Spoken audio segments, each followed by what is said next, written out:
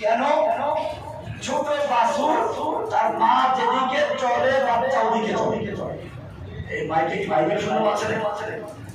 Bible শুনে বাদ দিয়ে দে।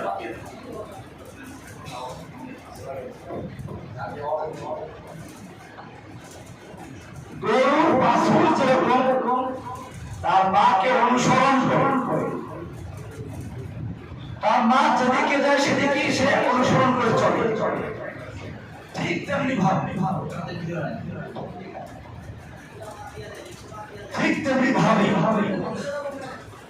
আপনার বুঝে আসুক বা না আসুক, আল্লাহর নবী সাল্লাল্লাহু আলাইহি ওয়াসাল্লাম যেটা যেভাবে দেখিয়েছেন ওটাকে সেভাবে অনুসরণ করতে হবে। এটাই হচ্ছে তাবিউন। ফাত্তাবিউনি, আপনি জানিয়ে দিন।